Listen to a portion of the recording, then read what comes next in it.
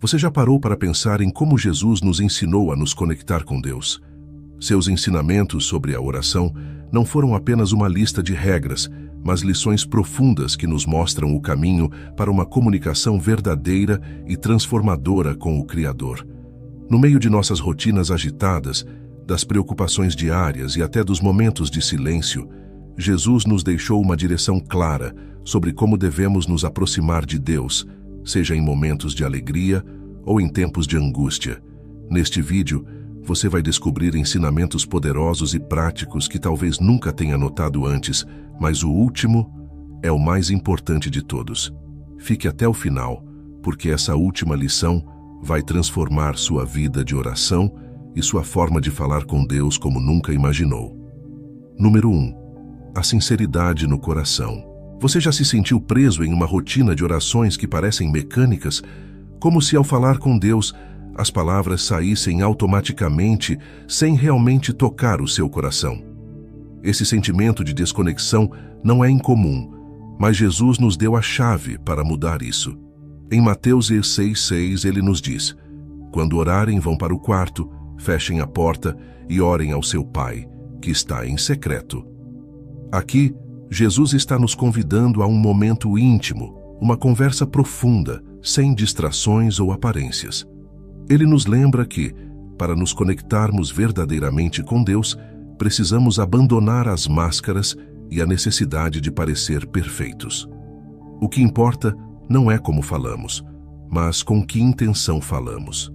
A sinceridade diante de Deus é como a água pura que corre de uma nascente. Não precisa ser adornada, não precisa de artifícios, basta ser genuína. Quando falamos com Deus, não estamos diante de um juiz implacável, mas sim de um Pai que nos conhece mais profundamente do que nós mesmos. Então, por que tentamos esconder nossas falhas ou fingir sentimentos que não temos? A oração não é um espetáculo, não exige grandes discursos ou palavras difíceis. O que Deus busca é a verdade do coração. É o desabafo de quem se sente perdido. É o agradecimento de quem reconhece as bênçãos. É o pedido de quem admite sua necessidade de ajuda. Imagine que você está conversando com um amigo muito próximo, alguém que te entende sem julgamentos. É assim que deve ser o seu momento de oração com Deus. Não há necessidade de impressionar, porque Ele já conhece cada pensamento antes mesmo que você o pronuncie. Essa intimidade é um convite para sermos vulneráveis, para deixarmos cair as barreiras e sermos autênticos. Quantas vezes nós oramos pedindo força, mas por dentro sentimos medo? Quantas vezes dissemos estar agradecidos, mas nossos corações estavam cheios de frustração? Deus não se ofende com nossos sentimentos contraditórios. Ele espera que sejamos honestos. A vida moderna nos empurra para uma performance constante. Nas redes sociais, no trabalho, até mesmo entre amigos, estamos sempre tentando mostrar a melhor versão de nós mesmos. Mas quando falamos com Deus, é o contrário que importa: mostrar quem realmente somos. Na sociedade, talvez tenhamos aprendido a esconder nossas fraquezas, mas com Deus essas fraquezas são o ponto de partida para um diálogo real. Ele não espera perfeição, ele espera verdade.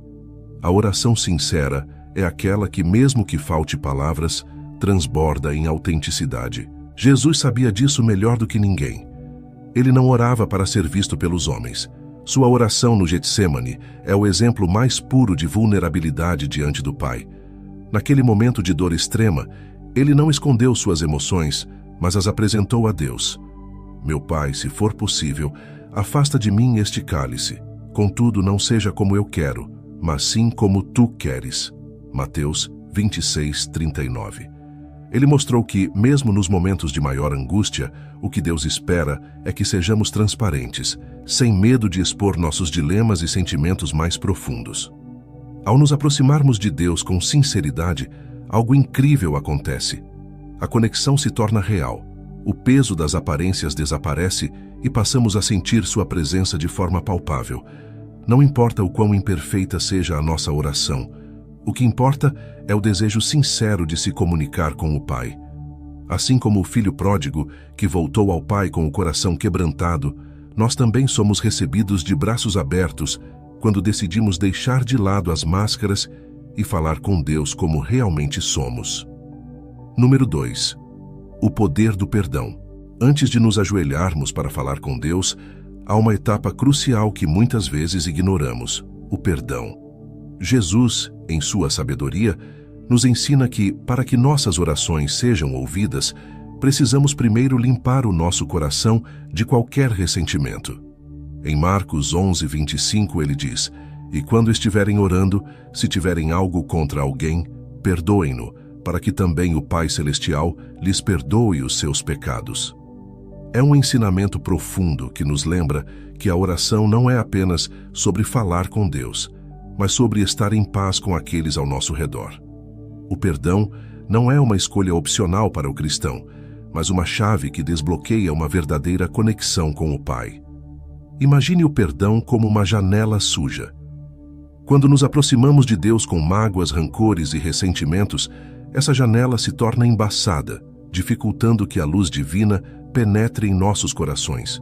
Não importa quantas palavras bonitas proferimos, enquanto nosso coração estiver carregado de ódio, a comunicação com Deus ficará distorcida. Perdoar não é sobre justificar o erro do outro, mas sobre libertar a si mesmo de um fardo que nos impede de alcançar a paz. Jesus sabia que o coração pesado e cheio de rancor era uma barreira para a verdadeira oração. Por isso, ele nos pede para primeiro perdoar, antes de nos colocarmos diante de Deus. O perdão, no entanto, não é fácil. Ele exige coragem, desprendimento e muitas vezes uma humildade que nos machuca. Mas Jesus nos mostrou que o caminho do perdão é também o caminho da liberdade espiritual. Quando perdoamos, deixamos de carregar o peso da ofensa e abrimos espaço para que Deus haja em nossa vida. A oração do Pai Nosso, Mateus 6,12, nos ensina a pedir: "Perdoa as nossas dívidas, assim como nós perdoamos aos nossos devedores." É um lembrete constante de que o perdão que desejamos receber está intrinsecamente ligado ao perdão que oferecemos. Quantas vezes nos aproximamos de Deus com o coração ferido, pedindo ajuda, mas sem estar dispostos a liberar o perdão? É como tentar encher uma taça já cheia. Não há espaço para o novo, enquanto ainda guardamos o velho. Quando Jesus fala sobre o perdão, ele nos ensina que não podemos esperar que Deus limpe nossas vidas, se nós mesmos não estivermos dispostos a fazer essa limpeza em nossos corações. Cada vez que perdoamos, é como se estivéssemos esvaziando a taça, permitindo que Deus a encha com suas bênçãos e sua paz. A Bíblia está repleta de exemplos de perdão que transformaram vidas. Pense em José, que depois de ser traído pelos próprios irmãos, perdoou-os e trouxe restauração para sua família. Em Gênesis 50:20, José diz: "Vocês planejaram o mal contra mim, mas Deus o transformou em bem." O perdão que José ofereceu não foi apenas uma libertação para seus irmãos, mas para ele mesmo.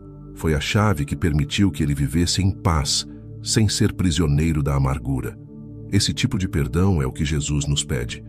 Não porque o outro merece, mas porque nós merecemos ser livres.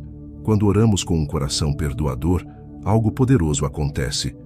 Não estamos apenas pedindo a Deus por nós mesmos, mas estamos seguindo o exemplo de Jesus, que mesmo na cruz, orou pelos que o crucificaram. "Pai, perdoa-lhes, pois não sabem o que estão fazendo." Lucas 23:34. Esse nível de perdão é transformador. Ele não muda apenas nossas vidas, mas também o ambiente ao nosso redor. A oração feita com um coração limpo de mágoas é uma oração que tem poder. Ela sobe ao céu com pureza e atinge o coração de Deus, porque reflete o amor e a graça que Ele nos oferece diariamente. Portanto, antes de iniciar sua próxima oração, faça um exame de consciência. Existe alguém que você ainda não perdoou? Existe alguma mágoa que você está guardando? Lembre-se, o perdão não é uma fraqueza, mas uma força espiritual. Quando você perdoa, você não apenas alivia o peso do seu coração, mas também abre caminho para que Deus opere de maneira plena em sua vida. Número 3. A simplicidade das palavras.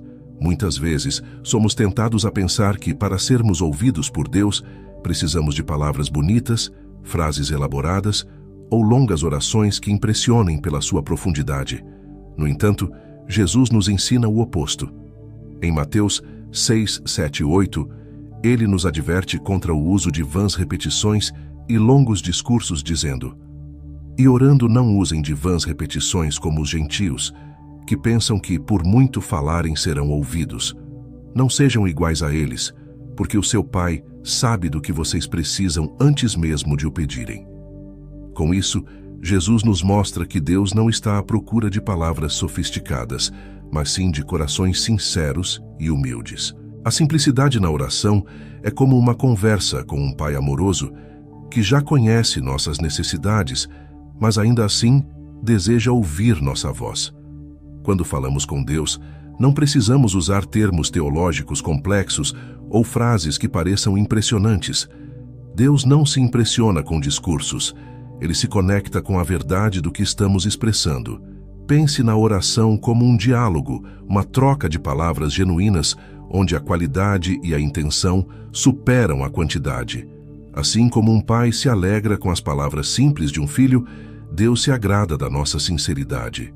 Jesus deixou claro que a oração deve ser uma comunicação direta e descomplicada. A oração do Pai Nosso é um perfeito exemplo disso. Em apenas algumas frases curtas, Jesus abrange tudo o que precisamos dizer a Deus: adoração, submissão à sua vontade, pedidos por provisão diária, perdão e proteção. Não há nada excessivo ou exagerado, apenas simplicidade e profundidade. Essa é a beleza da oração ensinada por Jesus. Não é sobre impressionar a Deus, mas sobre estar em comunhão com Ele. A simplicidade das palavras nos permite focar no que realmente importa, a conexão com Deus. Quando nos preocupamos demais com a forma de nossas orações, podemos acabar nos distraindo do propósito principal. Imagine uma conversa com um amigo próximo. Você se preocuparia em escolher palavras rebuscadas ou faria questão de manter o diálogo simples e honesto? Da mesma forma, ao orar, não devemos nos preocupar em parecer bem aos olhos de Deus ou dos outros. Devemos apenas ser autênticos. Jesus também nos mostra que a oração é, acima de tudo, uma expressão do coração. Quando ele contou a parábola do fariseu e do publicano, Lucas 18, 9 e 14, enfatizou que o publicano, em sua humildade e poucas palavras, foi justificado diante de Deus. Ele simplesmente disse: "Ó Deus, tem misericórdia de mim, pecador." Essas palavras curtas, mas carregadas de sinceridade e arrependimento, tocaram o coração de Deus. Já o fariseu, que usou muitas palavras para exaltar a si mesmo, saiu de mãos vazias. Este contraste nos lembra que Deus não está interessado em discursos elaborados, mas em corações quebrantados e autênticos. A simplicidade também nos libera da pressão de orar certo. Muitas vezes, podemos nos sentir inseguros em relação às nossas orações, achando que elas não são boas o suficiente, ou que não estamos dizendo as palavras certas. No entanto, Jesus nos ensina que Deus já sabe o que precisamos antes mesmo de abrirmos a boca. Isso nos dá uma liberdade incrível para orar sem medo, sem a necessidade de seguir fórmulas ou roteiros. A oração deve ser uma expressão livre e natural da nossa alma, sem o peso de tentarmos ser perfeitos. Pense no exemplo das crianças. Quando uma criança pequena fala com seus pais, ela não se preocupa em escolher as palavras perfeitas ou construir frases complexas. Ela simplesmente fala o que sente, o que precisa, com uma pureza que derrete o coração dos pais. É assim que devemos nos aproximar de Deus. A simplicidade da nossa oração reflete a confiança que temos em seu amor. Não precisamos impressionar, precisamos apenas ser autênticos. Portanto, da próxima vez que for orar, lembre-se de que Deus não está contando o número de palavras que você usa, mas sim a sinceridade com que você as expressa. A verdadeira oração é aquela que vem do coração, sem pretensões, sem a necessidade de ser longa ou sofisticada. Ela é direta, simples e, acima de tudo, honesta. Número 4. O silêncio e a escuta. Quando falamos sobre oração, a maioria de nós pensa automaticamente em falar. em expressar nossos pensamentos e necessidades a Deus. Mas há uma dimensão da oração que muitas vezes esquecemos: o silêncio. Jesus, em seu ministério, nos deu o exemplo de como o silêncio é uma parte essencial da comunhão com o Pai. Em Lucas 5,16, vemos que Jesus retirava-se para lugares solitários e orava. Ele não buscava apenas um momento para falar, mas também para estar em silêncio e ouvir. O silêncio é a pausa que permite que a voz de Deus se manifeste, e muitas vezes é no silêncio que encontramos as respostas mais profundas. O mundo moderno é barulhento. Somos constantemente bombardeados por informações, notificações e distrações. E nesse caos, pode ser difícil ouvir a suave voz de Deus. É por isso que o silêncio se torna tão importante em nossa vida de oração. Não apenas o silêncio exterior, mas o silêncio interior. Aquela calma profunda que nos permite afastar as preocupações e ansiedades do cotidiano e simplesmente estar na presença de Deus. O silêncio não é vazio. Ele é o espaço onde Deus fala. Jesus nos ensina que, ao buscar a Deus, devemos também criar espaço para ouvi-lo. O silêncio na oração é como uma terra fértil. Quando nos silenciamos, estamos preparando o solo para que Deus plante suas sementes em nossos corações. Em vez de apenas falar, precisamos aprender a nos aquietar, a estar presentes. Muitas vezes nossas orações são tão cheias de pedidos e palavras que não deixamos espaço para Deus responder. Imagine que você está em uma conversa com um amigo, mas esse amigo nunca te deixa falar, só continua falando sem parar. Isso não seria uma comunicação verdadeira, seria? O mesmo acontece em nossa relação com Deus. Precisamos deixar espaço para que Ele fale. O silêncio é também um ato de confiança. Quando nos silenciamos diante de Deus, estamos dizendo: Pai, eu confio em Ti o suficiente para esperar e ouvir Tua voz. É um reconhecimento de que não temos todas as respostas e que precisamos de sua direção. Muitas vezes, as respostas de Deus não vêm em palavras audíveis, mas em paz, em direção, em uma sensação de clareza que emerge no nosso coração. Esse é o poder do silêncio. Ele nos permite discernir a voz de Deus, que muitas vezes é suave e tranquila, como um sussurro que só pode ser ouvido quando nos aquietamos. Jesus nos mostrou a importância de se retirar para momentos de silêncio e solitude. No jardim do Getsemane, momentos antes de sua crucificação, ele se afastou dos discípulos para orar sozinho, em silêncio. Não foi apenas um momento de desabafo emocional, mas também de escuta. Jesus sabia que, diante do maior desafio de sua vida, precisava da direção e conforto de Deus, e é assim que devemos agir em nossa própria caminhada espiritual. Quando enfrentamos desafios, ou mesmo nas rotinas diárias, precisamos aprender a parar e ouvir. A resposta de Deus muitas vezes já está presente, mas somos nós que precisamos nos aquietar para percebê-la. Um dos maiores exemplos bíblicos de ouvir a Deus no silêncio é a história de Elias no Monte Horebe. Em 1 Reis 19, 11 e 12, Elias estava esperando uma manifestação poderosa de Deus, no vento forte, no terremoto, no fogo. Mas Deus não estava em nenhum desses elementos. Ele estava em um sussurro tranquilo. Isso nos ensina que, muitas vezes, procuramos por Deus em grandes sinais, em respostas espetaculares, mas Ele fala conosco de maneira sutil, em momentos de calma. Se não nos silenciarmos, corremos o risco de perder sua voz. O silêncio, portanto, é uma forma de adoração. É reconhecer que Deus é soberano e que, ao contrário de nós, Ele não precisa de muitas palavras para se comunicar. No silêncio, podemos meditar em sua grandeza, refletir em suas promessas e deixar que Ele guie nosso coração. É nesse espaço de quietude que Deus trabalha em nossas vidas, de maneiras que não podemos ver ou entender imediatamente. A escuta ativa é uma forma profunda de oração, onde nosso espírito está em sintonia com o Espírito Santo, prontos para receber sua direção e conforto. Da próxima vez que você orar, experimente deixar espaço para o silêncio. Não tenha medo do vazio, porque Deus está presente nesse momento.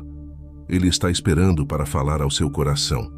O silêncio não é um sinal de que Deus não está ouvindo. Pelo contrário, é muitas vezes o sinal de que Ele está preparando algo maior. Apenas esteja atento, aquiete-se e permita que Ele se revele em sua maneira, no seu tempo. Número 5.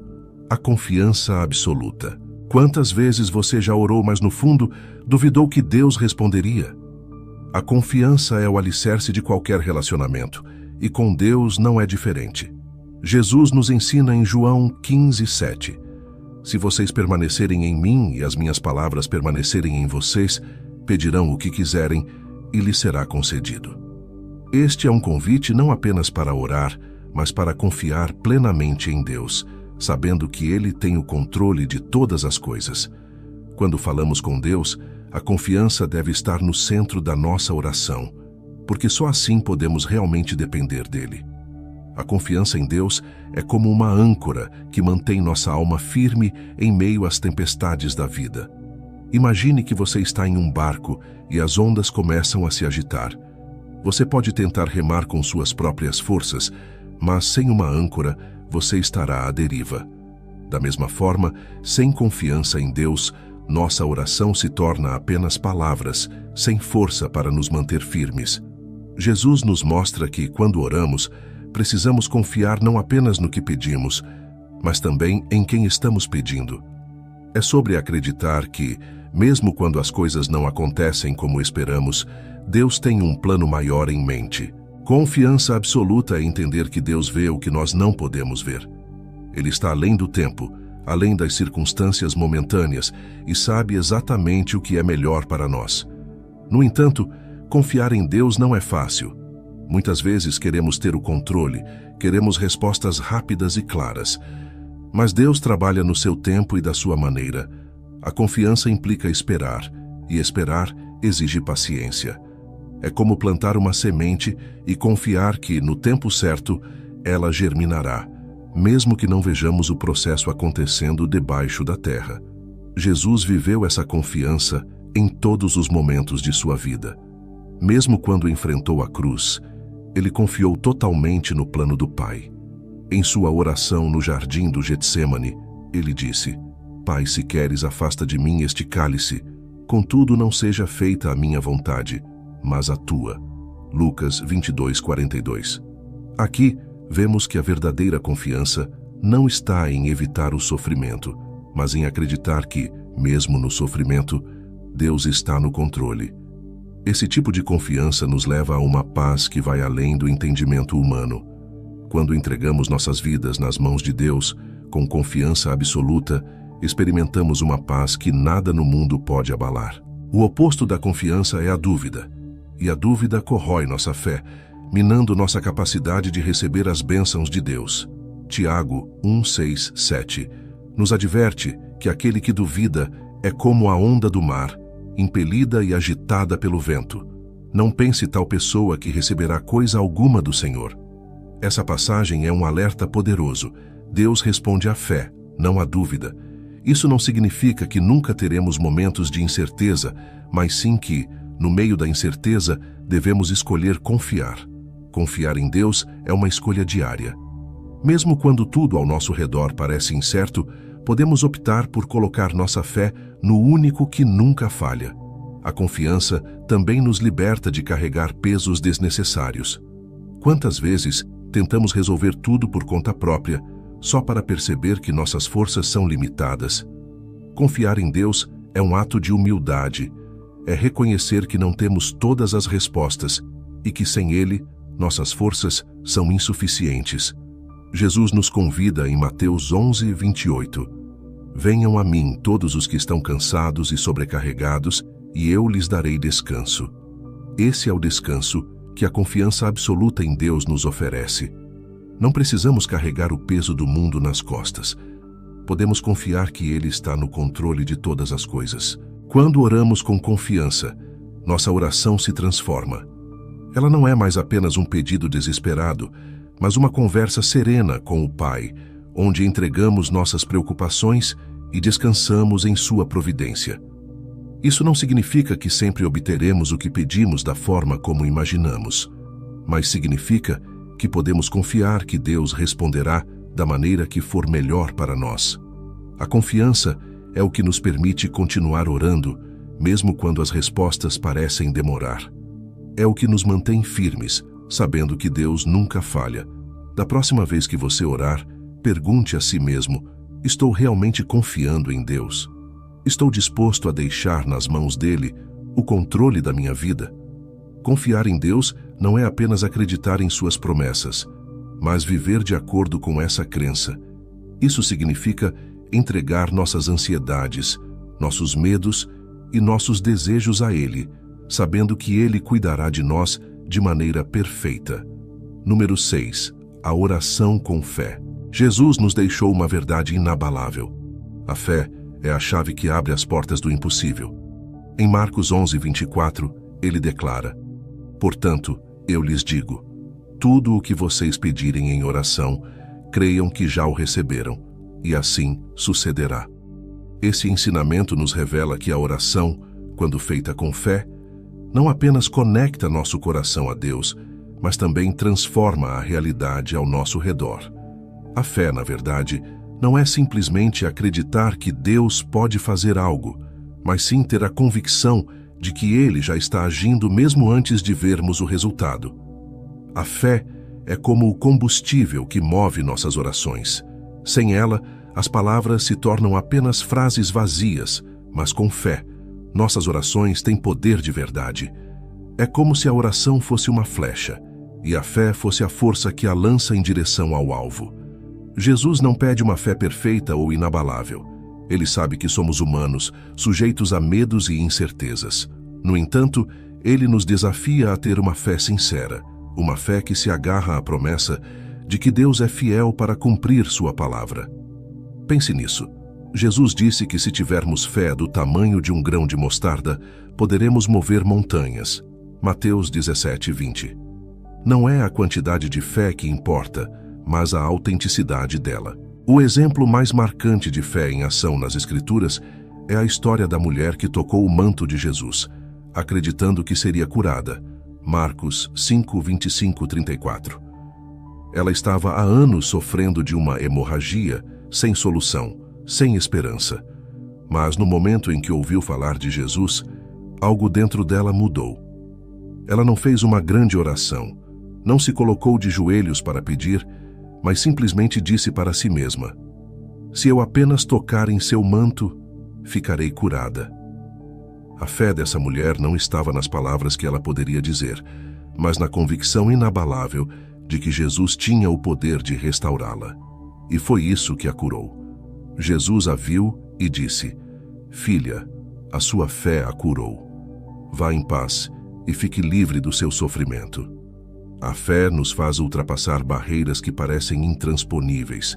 Muitas vezes, nossas circunstâncias nos dizem que algo é impossível. A doença, a falta de recursos, a perda, tudo isso pode nos fazer acreditar que não há saída. Mas Jesus nos ensina que a fé é mais forte do que qualquer obstáculo.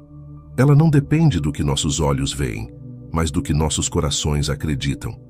Quando oramos com fé, não estamos ignorando a realidade. Estamos escolhendo confiar em uma realidade maior, a realidade do reino de Deus, onde tudo é possível. O maior desafio, porém, é manter a fé viva quando as respostas não vêm no nosso tempo ou da maneira que esperamos. Às vezes, oramos por algo e parece que o céu está em silêncio. Mas é justamente nesse momento que nossa fé é testada e fortalecida. Hebreus 11:1 nos lembra: ora, a fé é a certeza daquilo que esperamos e a prova das coisas que não vemos. A fé verdadeira é aquela que persiste, mesmo quando tudo ao nosso redor diz o contrário. Ela é a ponte entre o visível e o invisível, entre o presente e o futuro. Jesus também nos ensina que a fé e a oração andam de mãos dadas com a ação. Ele nos convida a não apenas orar, mas a agir de acordo com o que acreditamos.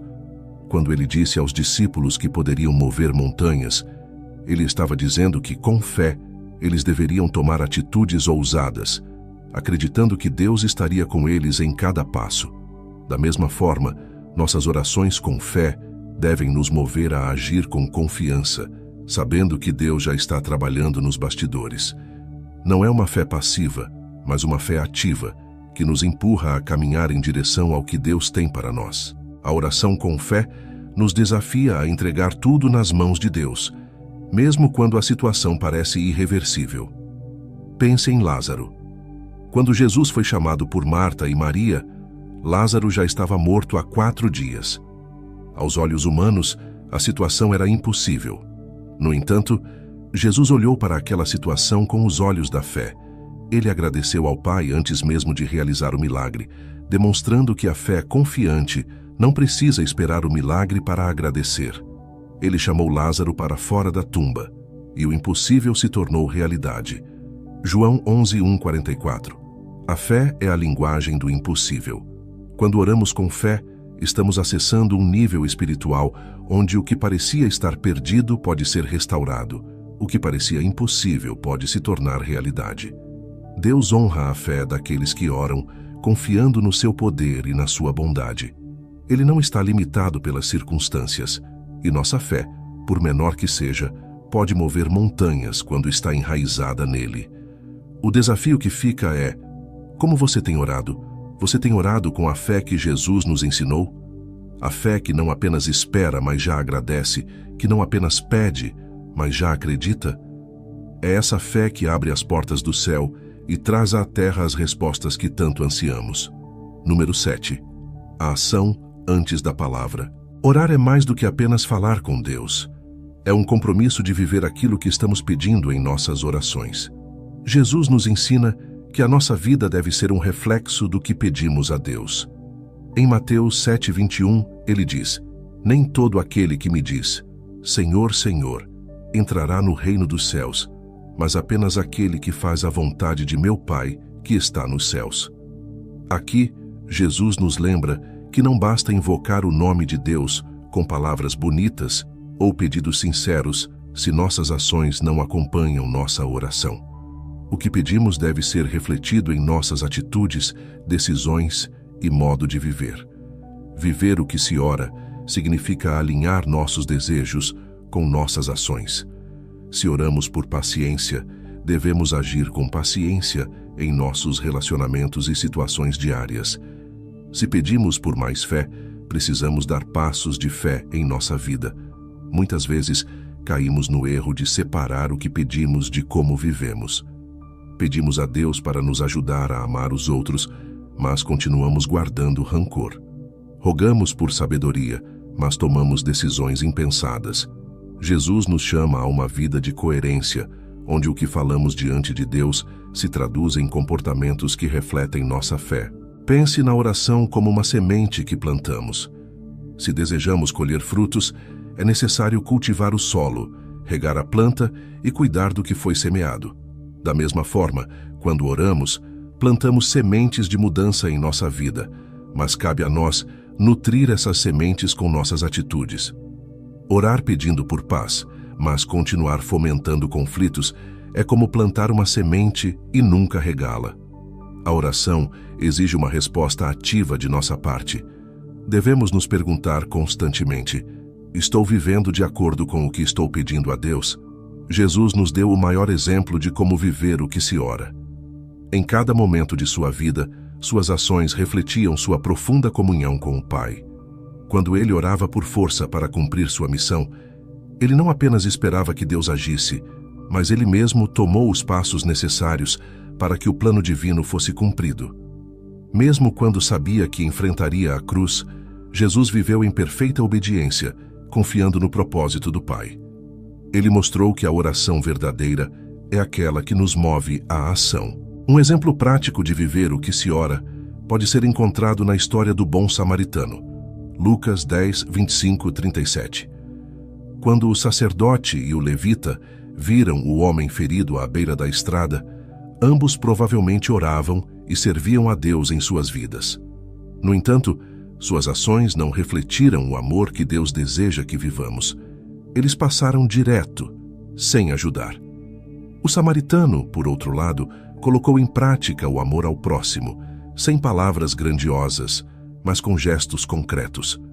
Ele viveu o que muitos pedem em oração: compaixão, misericórdia e ajuda ao necessitado. Esse é o tipo de vida que Jesus espera de nós, uma vida onde nossas orações se traduzem em atos de bondade e serviço. Além disso, viver o que se ora também nos fortalece espiritualmente. À medida que agimos de acordo com o que pedimos, nossa fé se solidifica e nossas orações ganham um novo significado. Quando pedimos a Deus por sabedoria e começamos a tomar decisões baseadas nessa sabedoria, fortalecemos nossa confiança em sua provisão. Quando oramos por coragem e damos passos ousados, mesmo com medo, experimentamos a fidelidade de Deus de forma mais profunda. A oração, então, deixa de ser apenas um pedido e se torna uma parceria com Deus, onde Ele nos capacita a viver de maneira que reflita suas promessas. Essa coerência entre oração e ação é essencial para a nossa caminhada cristã. Não podemos pedir a Deus que transforme nossas vidas se não estivermos dispostos a nos mover em direção à transformação. Se oramos por mais amor, precisamos praticar o amor, mesmo quando for difícil. Se oramos por justiça, devemos ser justos em nossas atitudes. Se pedimos por perdão, devemos estar dispostos a perdoar. É assim que nossas orações se tornam vivas, poderosas e transformadoras, não apenas para nós, mas para todos ao nosso redor. Jesus nos chama a uma vida de autenticidade, onde o que dizemos em nossas orações é manifestado em nossas escolhas diárias. Esse tipo de vida não apenas agrada a Deus, mas também nos transforma por dentro. Quando vivemos o que oramos, estamos nos alinhando com a vontade de Deus de uma maneira profunda e verdadeira. Estamos dizendo com nossas ações que realmente confiamos no que estamos pedindo e que estamos dispostos a ser parte da resposta de Deus em nossas vidas. Orar sem viver aquilo que se pede é como construir uma casa sobre a areia. As palavras podem ser bonitas, mas, sem a base sólida das ações, elas se desfazem diante das primeiras dificuldades.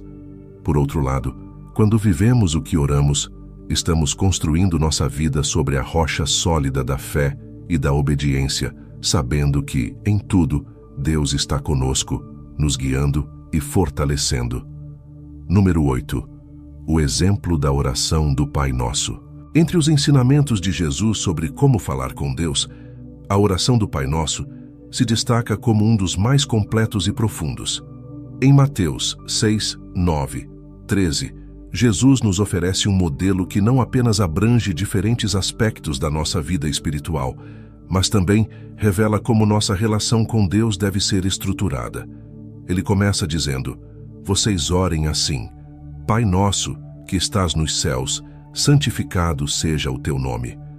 Desde o início, Jesus nos lembra que, ao orarmos, estamos falando com um Pai, não um juiz distante ou uma entidade impessoal, mas alguém que nos ama e cuida de nós. Isso cria uma conexão imediata e íntima, onde reconhecemos a proximidade e o amor de Deus. A primeira parte da oração, santificado seja o teu nome, nos ensina que a oração deve começar com adoração. Antes de qualquer pedido, é importante reconhecer a santidade e a grandeza de Deus.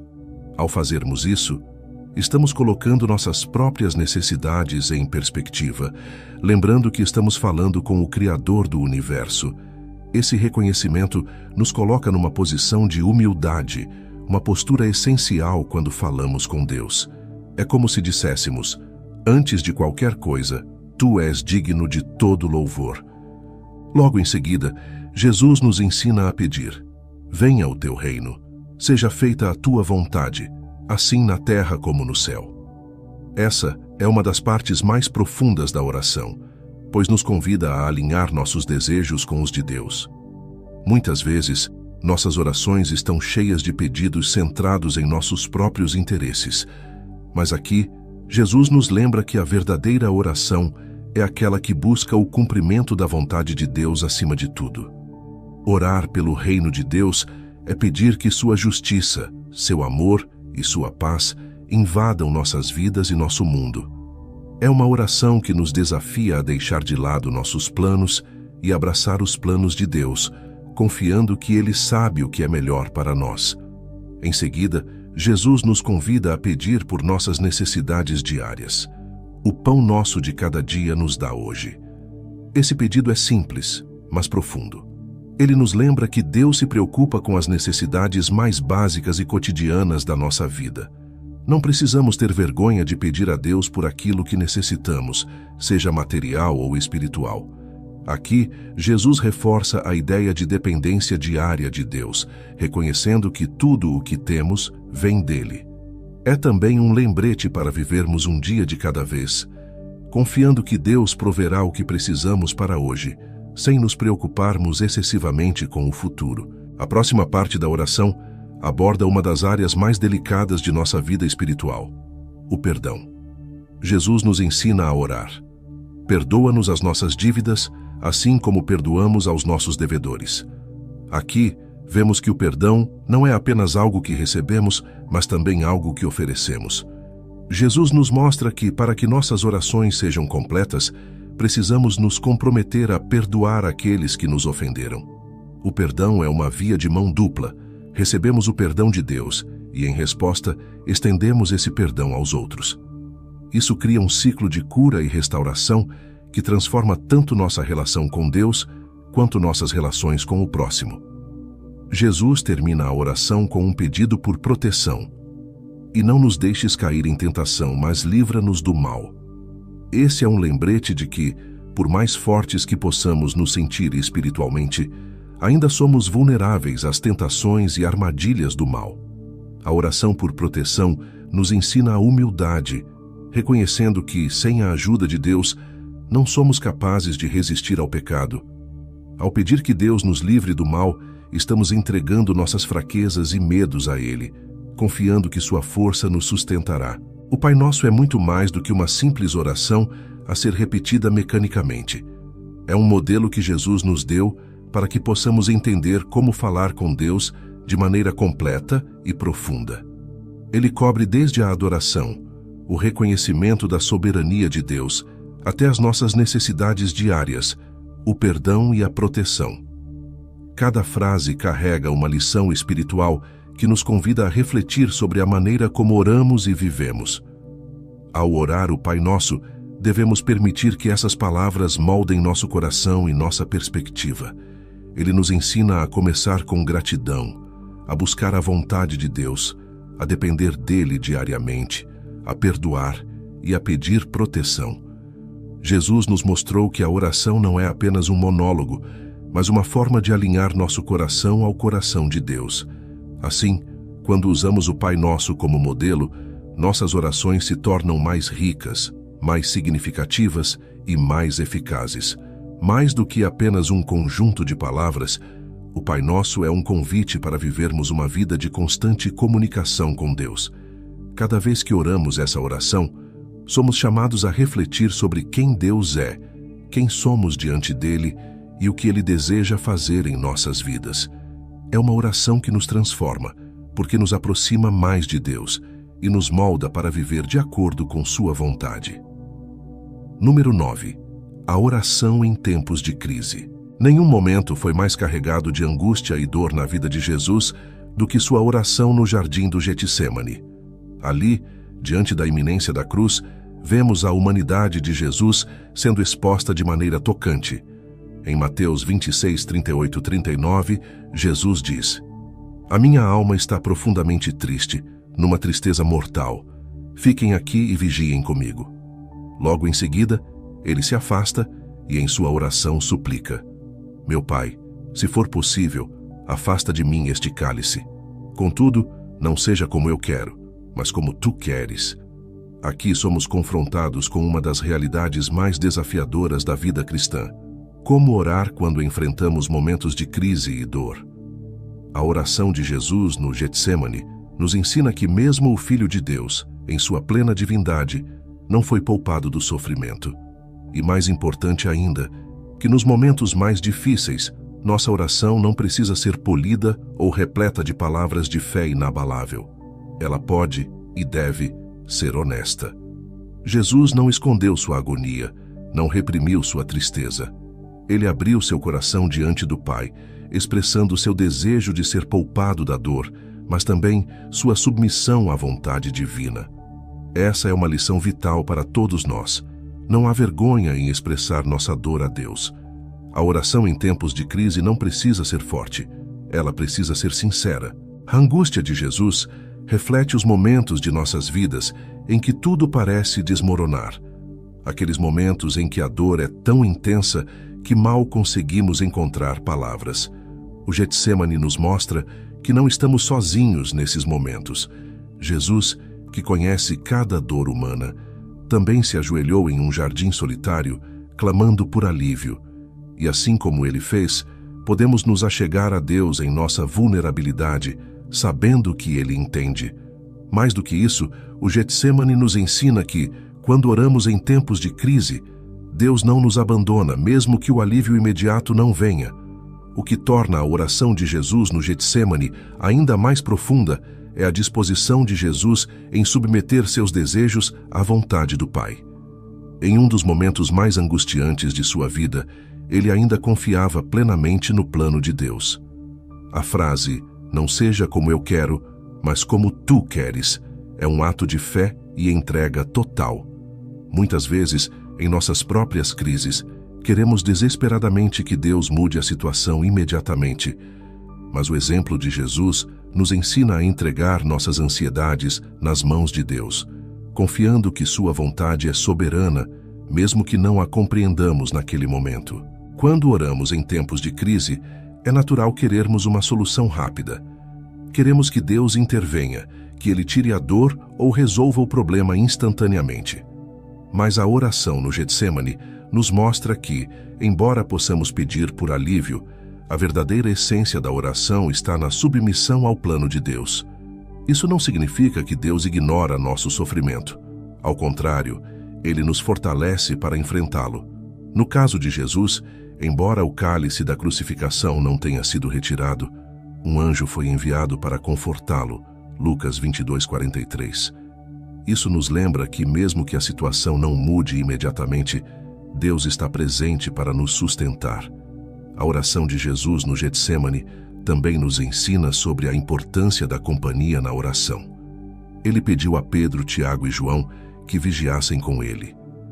Embora eles tenham falhado ao adormecer, o desejo de Jesus por companhia nos mostra que, em tempos de crise, não devemos nos isolar. Precisamos de pessoas que estejam dispostas a orar conosco, a nos apoiar em nossa vulnerabilidade.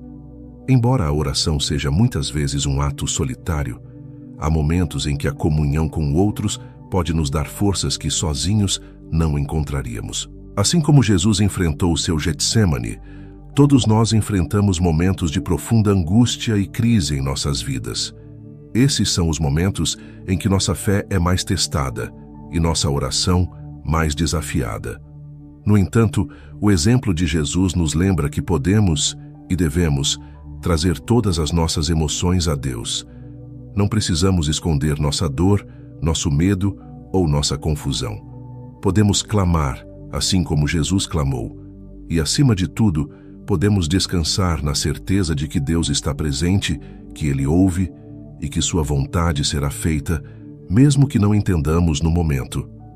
A oração em tempos de crise não nos promete uma vida sem sofrimento, mas ela nos garante a presença de Deus em meio a esse sofrimento. O Getsêmani nos ensina que a oração não é apenas sobre obter respostas rápidas, mas sobre confiar no caráter de Deus e em seu plano, mesmo quando tudo parece incerto.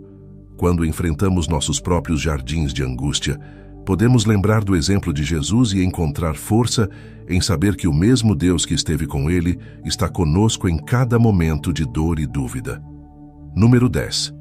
A oração pelos inimigos. Quando pensamos em oração, geralmente a associamos a momentos de busca por conforto, paz ou por nossos próprios desejos e necessidades. Mas Jesus, em um dos ensinamentos mais revolucionários de seu ministério, nos convida a orar pelos nossos inimigos. Em Mateus 5:44, ele declara: "Eu, porém, vos digo, amai os vossos inimigos e orai pelos que vos perseguem." Esse mandamento parece contrário à lógica humana, especialmente em um mundo onde somos ensinados a nos proteger de quem nos machuca, a guardar distância de quem nos fere. Mas o que Jesus nos ensina é algo radical. O verdadeiro poder da oração não está apenas em orar por aqueles que amamos, mas em interceder por aqueles que nos causam dor. Orar pelos inimigos é um ato profundo de transformação interior. Quando nos dispomos a levar nossos inimigos diante de Deus, algo começa a mudar dentro de nós. A mágoa, o ressentimento e o ódio que muitas vezes alimentamos são confrontados pela presença de Deus. O ato de orar por alguém que nos feriu é uma maneira de nos libertarmos das correntes da amargura. Não é apenas sobre o bem que desejamos para essa pessoa, mas sobre o bem que Deus realiza dentro de nós ao praticarmos esse tipo de oração. Jesus não nos pede para orar pelos nossos inimigos apenas para o benefício deles, mas também para a nossa própria cura. Em Lucas 23:34, vemos o exemplo mais poderoso de Jesus orando por seus inimigos. Enquanto estava na cruz, em meio à dor e à humilhação, ele clamou: Pai, perdoa-lhes, pois não sabem o que fazem. Esta oração é um dos momentos mais comoventes da Bíblia. Jesus, sendo inocente e sofrendo injustamente, escolheu interceder por aqueles que o estavam crucificando. Ele não pediu vingança, não pediu para ser livrado da dor causada por seus inimigos.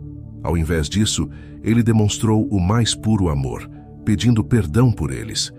Este exemplo de oração transcende o entendimento humano e nos ensina que o amor verdadeiro não conhece limites. Ao orarmos pelos nossos inimigos, não estamos justificando suas ações ou minimizando o mal que nos causaram. Orar pelos inimigos não é um ato de fraqueza, mas de força espiritual. É reconhecer que, apesar do que nos foi feito, escolhemos seguir o caminho de Jesus.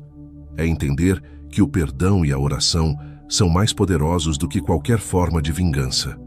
Quando Jesus nos pede para orarmos por aqueles que nos perseguem, ele nos oferece uma alternativa à cultura de ódio e retribuição. Ele nos convida a viver em um reino onde o amor é mais forte que a dor. Orar por quem nos machuca é também um ato de confiança em Deus.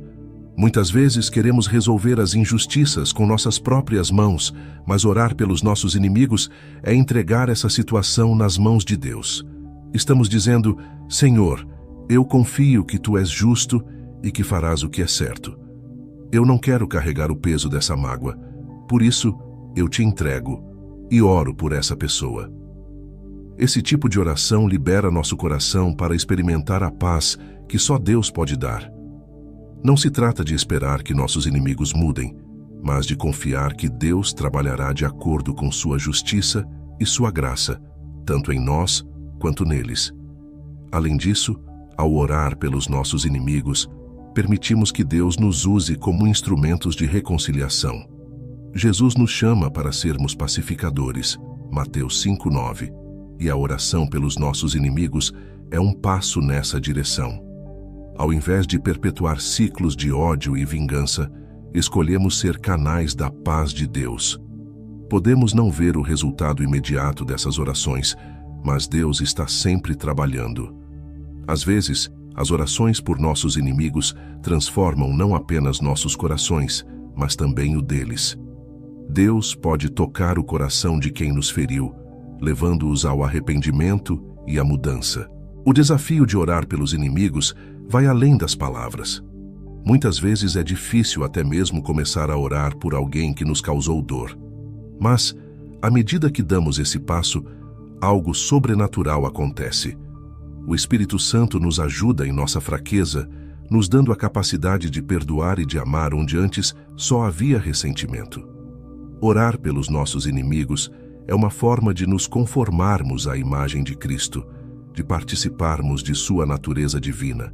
É um ato que nos aproxima de Deus, porque demonstra que estamos dispostos a viver o Evangelho de maneira profunda e prática.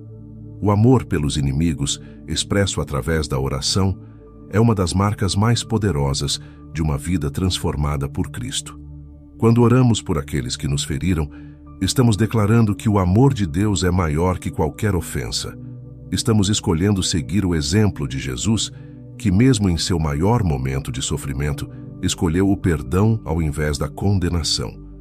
E ao fazermos isso, não apenas nos libertamos das garras do ódio, mas também abrimos caminho para que Deus opere de maneira poderosa, tanto em nossas vidas, quanto na vida daqueles que nos causaram dor.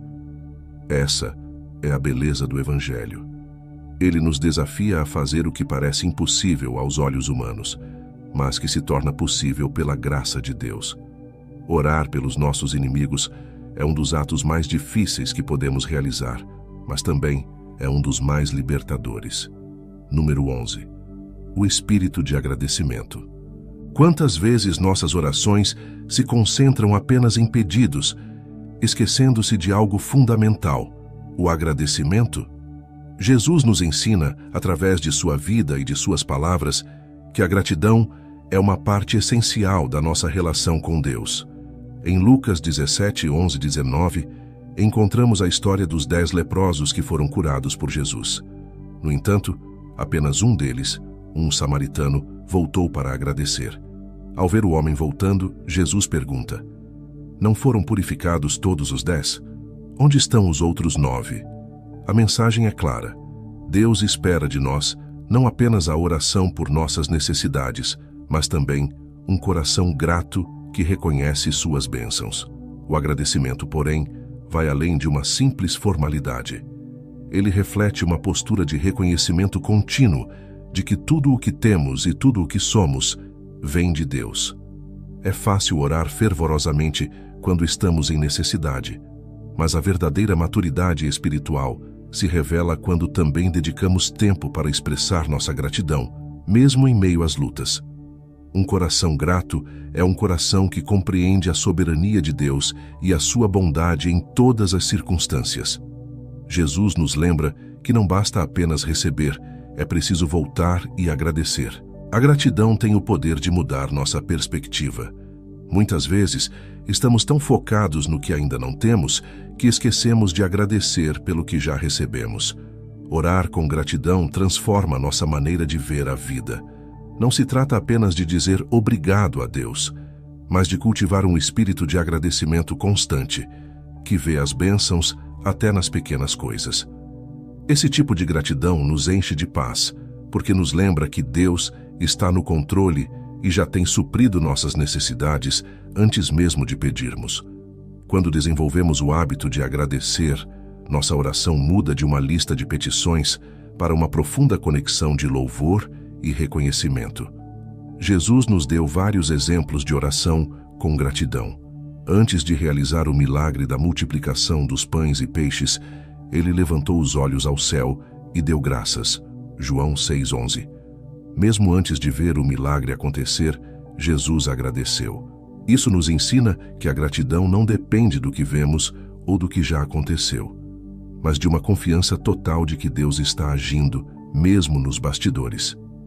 A oração com gratidão é um exercício de fé, uma maneira de declarar que cremos que Deus está no controle e que, em seu tempo, todas as coisas serão resolvidas. A falta de gratidão pode nos levar a um ciclo de insatisfação. Quando estamos constantemente focados no que nos falta, perdemos de vista o que já foi dado. O povo de Israel é um exemplo disso. Mesmo depois de serem libertos da escravidão no Egito, eles murmuraram no deserto, esquecendo-se das grandes maravilhas que Deus havia realizado em seu favor. Êxodo 16, 2, 3. Esse espírito de murmuração os afastou da plenitude da promessa de Deus. Da mesma forma, quando não praticamos a gratidão, ficamos cegos para as bênçãos já recebidas e deixamos de perceber a fidelidade de Deus em nossa jornada. Orar com gratidão também nos mantém humildes. Ao reconhecer que tudo vem de Deus, lembramos que não somos autossuficientes. É fácil cair na armadilha de pensar que, de alguma forma, merecemos ou conquistamos as bênçãos que temos. Mas a gratidão nos lembra de que tudo é graça, tudo é um presente imerecido de Deus. A cada nova manhã, somos convidados a agradecer pelo dom da vida, pela saúde, pelas oportunidades e até pelos desafios que nos moldam e nos aproximam mais de Deus. A oração de agradecimento também nos protege da ansiedade. Filipenses 4, 6, 7 nos aconselha: não andem ansiosos por coisa alguma, mas em tudo, pela oração e súplicas, e com ação de graças, apresentem seus pedidos a Deus. E a paz de Deus, que excede todo o entendimento, guardará os seus corações e as suas mentes em Cristo Jesus. A gratidão, inserida em nossas orações, nos conecta à paz de Deus. Ela nos afasta da ansiedade, porque nos lembra que, se Deus já cuidou de nós até aqui, Ele continuará a fazê-lo no futuro. A gratidão nos faz descansar nas promessas de Deus, sabendo que Ele está sempre presente e fiel. Por fim, a gratidão gera em nós um desejo de abençoar os outros. Quando reconhecemos o quanto Deus tem nos dado, nosso coração se expande em generosidade. O agradecimento sincero nos move a ser agentes de bênção na vida de outras pessoas, refletindo o amor e a graça que recebemos de Deus. Não podemos reter para nós mesmos o que recebemos. Somos chamados a compartilhar. A oração com gratidão nos transforma de receptores em doadores, refletindo o caráter de Cristo em nossas ações. Assim como o samaritano curado por Jesus, somos convidados a voltar sempre aos pés do nosso Salvador com um coração cheio de gratidão.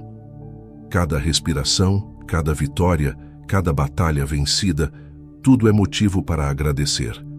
Que nossas orações nunca sejam apenas sobre pedir, mas que a gratidão seja a melodia constante que permeia cada palavra dita ao nosso Pai Celestial. Número 12. A importância da perseverança. Jesus nos ensinou que a oração não é apenas uma prática momentânea, mas um estilo de vida contínuo e perseverante.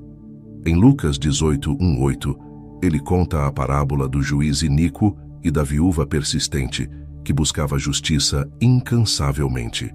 Jesus começa essa parábola com uma poderosa mensagem. Então, Jesus contou aos seus discípulos uma parábola, para mostrar-lhes que eles deviam orar sempre e nunca desanimar. Aqui, ele nos lembra que a oração eficaz não é aquela feita esporadicamente ou com pressa, mas a oração perseverante, aquela que insiste mesmo quando as respostas parecem distantes. A viúva da parábola não tinha poder ou influência. Ela não podia oferecer subornos ou favores ao juiz. No entanto, ela tinha algo muito mais forte: sua persistência. Ela não desistiu. Continuou a ir ao juiz dia após dia, até que ele, cansado de sua insistência, concedeu-lhe justiça. Jesus usa essa história para nos ensinar uma lição profunda sobre como devemos nos posicionar na oração. Com perseverança, sem perder a esperança, mesmo quando as respostas parecem tardar. Ele nos lembra que Deus, diferentemente do juiz iníquo, é justo e bondoso, e se até um juiz injusto pode ser movido pela persistência, quanto mais o Pai Celestial. Muitas vezes, desistimos de orar porque achamos que Deus não nos ouviu ou porque não vemos uma resposta imediata. Vivemos em uma cultura de gratificação instantânea, onde esperamos que tudo aconteça rapidamente. Mas a oração não segue o ritmo do mundo moderno. Ela segue o ritmo de Deus. E o tempo de Deus, muitas vezes, desafia nossas expectativas. Orar com perseverança é confiar que, mesmo quando não vemos a resposta, Deus está trabalhando nos bastidores. Ele está alinhando circunstâncias, moldando corações e muitas vezes preparando algo maior do que pedimos. Perseverar na oração não significa repetir mecanicamente as mesmas palavras todos os dias, mas sim manter um coração constante na busca por Deus. Cada vez que oramos, fortalecemos nossa fé, renovamos nossa esperança e reafirmamos nossa confiança em Deus. A oração perseverante molda nosso caráter, porque ela nos ensina a esperar no tempo de Deus e a confiar em seu plano, mesmo quando esse plano não é visível para nós. A persistência na oração nos faz crescer, nos aproxima mais de Deus e nos dá forças para continuar, mesmo quando tudo ao nosso redor parece dizer o contrário. Um dos maiores exemplos bíblicos de perseverança na oração é o de Daniel. Em Daniel 10, lemos que Daniel orou e jejuou por 3 semanas, sem receber resposta alguma. Mas finalmente, um anjo apareceu a ele e disse: Desde o primeiro dia em que você decidiu buscar entendimento e humilhar-se diante de Deus, suas palavras foram ouvidas. Daniel 10:12. Isso nos mostra que, mesmo quando as respostas parecem atrasadas, Deus já ouviu nossas orações. No entanto, há uma batalha espiritual acontecendo que muitas vezes desconhecemos. Perseverar na oração é acreditar que, mesmo no silêncio, Deus está ouvindo e agindo. A perseverança também nos ensina sobre a confiança em Deus. Quando oramos sem desistir, estamos dizendo: Eu confio em Ti, Senhor, não importa quanto tempo leve. Essa confiança é o que sustenta nossa fé, mesmo quando as circunstâncias tentam nos desanimar. Não desistimos porque acreditamos que Deus é fiel e suas promessas são verdadeiras. Em Hebreus 10:36, somos lembrados: vocês precisam perseverar, de modo que, quando tiverem feito a vontade de Deus, recebam o que Ele prometeu. A oração perseverante nos mantém firmes na jornada, até vermos o cumprimento das promessas de Deus em nossas vidas. Além disso, a perseverança na oração não significa que Deus não nos responde. Às vezes, Ele responde de maneiras que não esperávamos ou nos dá algo melhor do que pedimos. Outras vezes, a demora na resposta serve para nos ensinar algo, nos moldar e nos preparar para o que está por vir. A oração perseverante nos ensina a ser pacientes, a confiar em que Deus vê o quadro completo e a entender que sua vontade é sempre boa, perfeita e agradável. Romanos 12:2. Perseverar é reconhecer que, independentemente do tempo, Deus continua sendo soberano e fiel. A oração contínua também revela nossa dependência de Deus. Muitas vezes, queremos respostas rápidas porque desejamos retomar o controle das situações. No entanto, quando somos chamados a esperar e a perseverar, somos forçados a admitir que não temos o controle, que dependemos completamente de Deus. E essa dependência é um dos maiores atos de fé. Quando persistimos, mostramos que nossa confiança não está nas circunstâncias ou nos resultados imediatos, mas em Deus, que é nosso Pai amoroso e provedor. Portanto, quando a resposta parecer demorada, quando o céu parecer em silêncio, continue orando. Continue buscando. Não é sobre persuadir Deus a fazer o que queremos, mas sobre permitir que a oração transforme nosso coração e nos prepare para o que Deus já está planejando. Jesus nos convida a sermos como aquela viúva persistente que, apesar das dificuldades, nunca desistiu. Ele nos ensina que, mesmo quando o tempo da resposta parece incerto, nosso papel é permanecer firmes, orando sem cessar e confiando no tempo perfeito de Deus. Perseverar na oração é um ato de fé. É continuar conversando com Deus, mesmo quando o silêncio parece prevalecer. É a certeza de que Ele está ouvindo e de que no tempo certo a resposta virá, seja da forma que esperamos ou de uma maneira que nunca imaginamos. Número 13. A oração pela vontade de Deus. Uma das maiores lições que Jesus nos ensinou sobre a oração é a importância de buscar a vontade de Deus acima de tudo. Em Mateus 6:10, parte do Pai Nosso, Ele nos orienta a orar. Venha o teu reino, seja feita a tua vontade, assim na terra como no céu. Com isso, Jesus nos mostra que a verdadeira essência da oração não está em moldar Deus aos nossos desejos, mas em alinhar nossos desejos à vontade dele. Esta é talvez uma das orações mais difíceis de se fazer com sinceridade, pois exige uma completa rendição de nossos planos e controle. Submeter nossos planos à vontade de Deus significa abrir mão do desejo de controlar os resultados. É reconhecer que, por mais que tenhamos sonhos, aspirações e desejos, a sabedoria de Deus sempre prevalecerá sobre nossa limitada visão do futuro. Quando pedimos que a vontade de Deus seja feita, estamos reconhecendo sua soberania e dizendo: Senhor, eu confio em Ti mais do que confio em mim mesmo. Este ato de rendição nos liberta da ansiedade, porque não precisamos mais carregar o peso de fazer as coisas acontecerem à nossa maneira. Em vez disso, podemos descansar sabendo que o plano de Deus é perfeito. Jesus nos deu o exemplo máximo de submissão à vontade de Deus no jardim do Getsêmani, momentos antes de sua crucificação. Em Lucas 22:42, ele orou: Pai, se queres, afasta de mim este cálice. Contudo, não seja feita a minha vontade, mas a tua. Aqui, vemos que Jesus não escondeu sua angústia e seu desejo humano de ser poupado do sofrimento. No entanto, ele entregou tudo nas mãos do Pai, confiando que a vontade de Deus, embora dolorosa naquele momento, seria o caminho para a redenção da humanidade. Essa é a oração mais poderosa que podemos fazer. Não seja como eu quero, mas como tu queres. Submeter-se à vontade de Deus não significa que deixamos de pedir por aquilo que desejamos ou necessitamos. Deus quer que sejamos honestos em nossas orações, que levemos a Ele nossos desejos, nossas preocupações e nossos anseios. No entanto, ao final de cada pedido, devemos ter o coração humilde para dizer: Senhor, que a tua vontade prevaleça. Isso não é um sinal de fraqueza ou de resignação, mas um ato de fé profunda. É declarar que, mesmo que não entendamos o que está por vir, confiamos que Deus tem o melhor para nós. A verdadeira oração pela vontade de Deus também nos transforma. Quando oramos dessa maneira, começamos a ver as coisas de outra perspectiva. Aos poucos, nossos desejos se alinham com os de Deus. Nossos planos começam a refletir os propósitos divinos.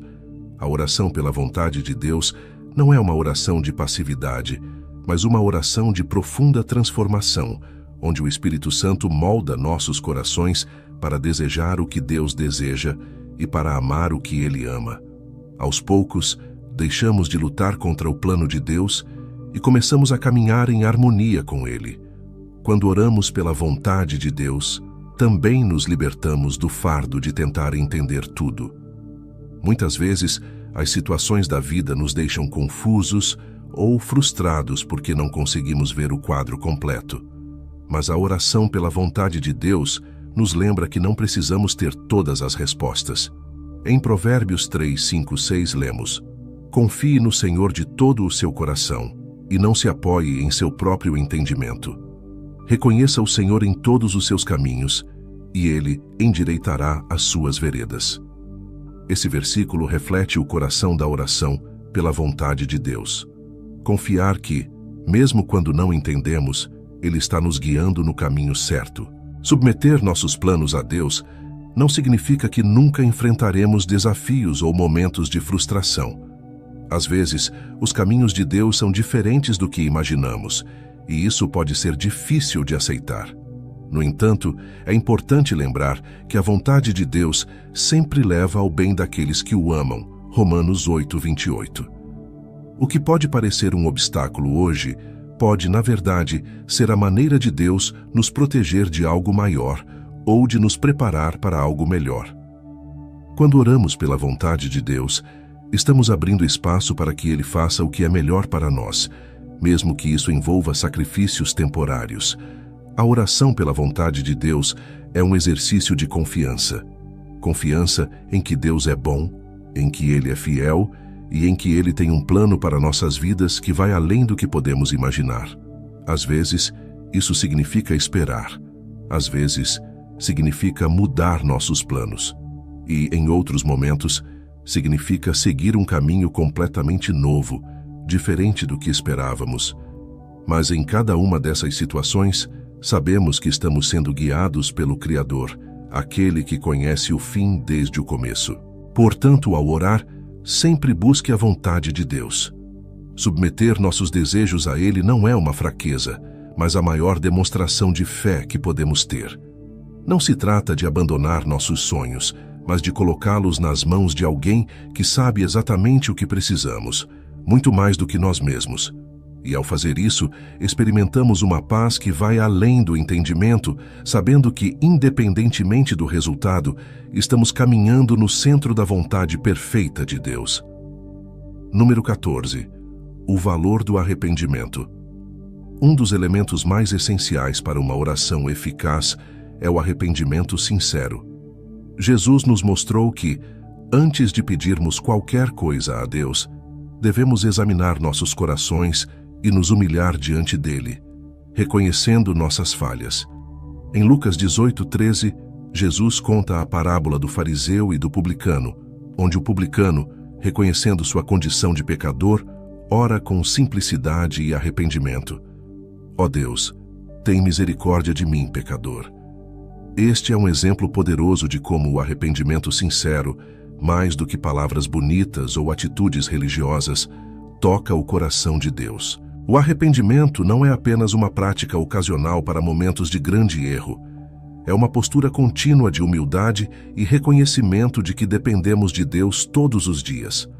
Todos nós, sem exceção, pecamos e falhamos diante de Deus, e o arrependimento é a chave que nos reconcilia com Ele. A verdadeira oração começa com a honestidade do nosso estado interior. Antes de pedirmos por bênçãos, provisão ou até mesmo proteção, é necessário nos colocarmos diante de Deus com um coração quebrantado, prontos para confessar nossas falhas. Essa postura de humildade não apenas agrada a Deus, mas também prepara nossos corações para receber a sua graça. Em 1 João 1:9, lemos: Se confessarmos os nossos pecados, Ele é fiel e justo para nos perdoar os pecados e nos purificar de toda injustiça. Esta promessa nos garante que, sempre que nos aproximamos de Deus em arrependimento genuíno, Ele nos perdoa e nos restaura. Mas o arrependimento verdadeiro vai além de palavras. Ele envolve uma mudança de coração. Não basta simplesmente pedir perdão. É preciso haver uma disposição sincera de mudar nossas atitudes e comportamentos. O arrependimento genuíno nos transforma, nos direciona de volta ao caminho de Deus e nos torna mais receptivos à sua voz em nossas vidas. Quando abordamos a oração com arrependimento, estamos reconhecendo que não podemos nos aproximar de Deus confiando em nossa própria justiça. Essa é a diferença entre o fariseu e o publicano na parábola de Jesus. O fariseu orava orgulhosamente, exaltando suas boas ações e acreditando que elas o faziam merecedor da atenção de Deus. O publicano, por outro lado, entendia que não tinha nada a oferecer a Deus, a não ser seu coração arrependido. E foi ele quem saiu justificado. Este é um lembrete para todos nós. A humildade e o arrependimento são os caminhos que nos levam à presença de Deus, não nossas próprias realizações ou méritos. O arrependimento também nos coloca em uma posição de vulnerabilidade diante de Deus. Quando confessamos nossos erros, abrimos mão de qualquer fachada de perfeição e nos apresentamos como realmente somos, humanos, falhos, mas dispostos a mudar. E é exatamente nessa vulnerabilidade que Deus age com sua graça transformadora. O Salmo 51:17 expressa isso de forma clara. Os sacrifícios que agradam a Deus são um espírito quebrantado. Um coração quebrantado e contrito, ó Deus, não desprezarás. Deus não está interessado em perfeição, mas em um coração que reconhece sua necessidade de redenção.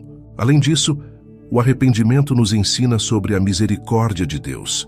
Cada vez que nos aproximamos dele com humildade e arrependimento, experimentamos sua misericórdia renovada. Essa misericórdia, por sua vez, nos impulsiona a sermos mais misericordiosos com os outros. Ao sermos perdoados, somos chamados a perdoar. Ao recebermos graça, somos chamados a oferecer graça. O arrependimento, portanto, não é apenas um ato individual de reconciliação com Deus, mas também nos transforma em agentes de reconciliação no mundo, espalhando o mesmo perdão que recebemos. A oração que começa com o arrependimento também nos coloca na postura certa para ouvir a Deus. Quando estamos sobrecarregados com culpa, mágoa ou pecado, nossa capacidade de ouvir a voz de Deus fica comprometida. Mas, ao confessarmos nossas falhas e pedirmos perdão, nossas almas são libertas dessas cargas, permitindo que o Espírito Santo fale de forma clara e direta.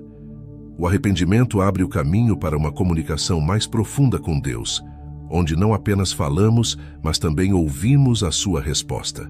Por fim, o arrependimento nos mantém no centro da vontade de Deus.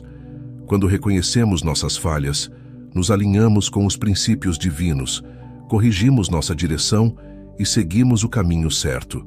O arrependimento nos dá a chance de recomeçar, de corrigir o curso e de nos aproximarmos cada vez mais de quem Deus nos chamou para ser. É um processo contínuo de renovação espiritual, onde a cada dia somos moldados e transformados à imagem de Cristo. Portanto, ao orar, não tenha medo de começar com arrependimento. Não há oração mais poderosa do que aquela que começa com um coração quebrantado e contrito. O arrependimento não nos afasta de Deus, ele nos aproxima. É o primeiro passo para uma oração verdadeira, sincera e transformadora, que nos leva à presença de Deus e nos faz experimentar sua infinita graça e amor. Número 15. A oração em conjunto. Jesus nos ensinou que a oração não é apenas uma prática individual, mas também algo poderoso quando feito em comunidade. Em Mateus 18:20, ele afirma: "Pois onde se reunirem 2 ou 3 em meu nome, ali eu estou no meio deles." Esta promessa nos revela que há um poder especial na oração coletiva, quando nos unimos com outros crentes para buscar a Deus em unidade. A presença de Jesus em nosso meio, quando oramos juntos, nos fortalece e cria um ambiente onde o Espírito Santo pode agir de maneira poderosa e transformadora. A oração em comunidade tem um valor único. Ela nos conecta a uma realidade maior, lembrando-nos de que não estamos sozinhos em nossa jornada de fé. Enquanto orar sozinho é uma prática vital para nosso relacionamento pessoal com Deus, há momentos em que a união com outros crentes é essencial. Quando nos reunimos em oração, trazemos não apenas nossas próprias necessidades, mas também as dos outros. Isso nos ensina a carregar os fardos uns dos outros, como Paulo instrui em Gálatas 6:2. Levai as cargas uns dos outros, e assim cumprireis a lei de Cristo. Orar em comunidade nos tira do foco exclusivo em nós mesmos e nos ajuda a desenvolver um coração compassivo e intercessor. A oração coletiva também tem o poder de gerar encorajamento mútuo. Quando oramos com outras pessoas, somos inspirados pela fé dos nossos irmãos e irmãs. Muitas vezes, em momentos de fraqueza ou dúvida, ver a fé de outra pessoa pode nos fortalecer. A oração em comunidade não é apenas sobre fazer pedidos a Deus, é um momento de compartilhar nossa fé, de edificar uns aos outros e de criar um ambiente onde o poder de Deus pode ser experimentado de forma tangível. Quando um crente se une a outro em oração, há uma troca espiritual, onde a fé de um alimenta a fé do outro. O livro de Atos dos Apóstolos nos dá diversos exemplos de como a oração em comunidade foi crucial para o crescimento da igreja primitiva. Em Atos 1:14, lemos que os discípulos, logo após a ascensão de Jesus, perseveravam unânimes em oração. Essa união em oração foi o prelúdio para a descida do Espírito Santo no dia de Pentecostes. Eles estavam juntos, com um só propósito, buscando a presença de Deus. Isso nos mostra que, quando o povo de Deus se reúne em oração, coisas extraordinárias acontecem. A oração comunitária não apenas une as pessoas umas às outras, mas também atrai a presença poderosa do Espírito Santo. Outro exemplo forte de oração em comunidade está em Atos 12:5, quando Pedro estava preso e a igreja orava intensamente por ele. Deus respondeu àquelas orações coletivas de forma milagrosa, enviando um anjo para libertar Pedro da prisão. Este episódio nos ensina que, quando a igreja se une em oração, há poder para mudar circunstâncias, quebrar correntes e trazer libertação. A oração comunitária move o coração de Deus e faz com que milagres aconteçam. Não subestime o poder que existe quando o povo de Deus ora em unidade.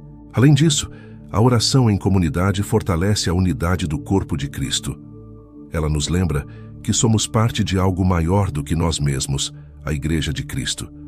Quando oramos juntos, estamos praticando o mandamento de Jesus de amarmos uns aos outros e de vivermos em comunhão.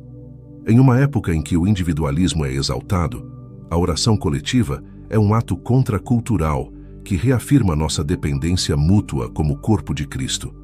Ela nos lembra de que não fomos chamados para caminhar sozinhos, mas para nos apoiar interceder e cuidar uns dos outros. A oração em comunidade também é um testemunho poderoso para o mundo. Jesus orou para que seus seguidores fossem um, assim como ele e o Pai são um, para que o mundo pudesse crer. João 17:21. Quando o mundo vê uma igreja unida em oração, ele vê um reflexo da unidade e do amor de Deus. Nossa oração coletiva não apenas traz transformação espiritual, mas também é um testemunho vivo da fé que professamos. Ela revela que, apesar das nossas diferenças, somos um só corpo, unidos por um só espírito e um só propósito. Contudo, a oração em comunidade não anula a importância da oração individual. Ambas se complementam. Enquanto a oração pessoal nos permite uma intimidade profunda com Deus, a oração coletiva nos lembra de que fazemos parte de uma família de fé. Ela nos tira do isolamento e nos coloca em um ambiente onde a fé é fortalecida pelo apoio mútuo. Um cristão que ora sozinho é poderoso, mas um grupo de cristãos orando juntos pode mover montanhas.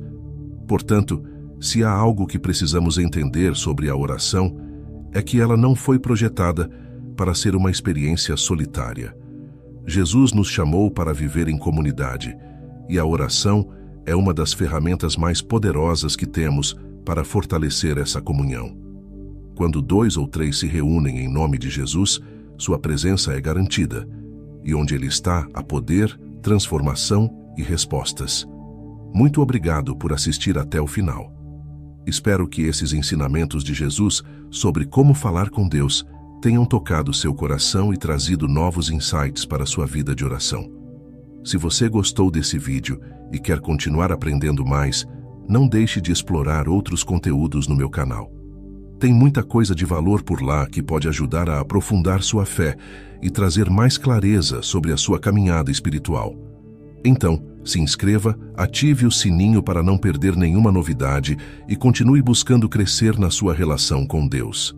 Nos vemos no próximo vídeo.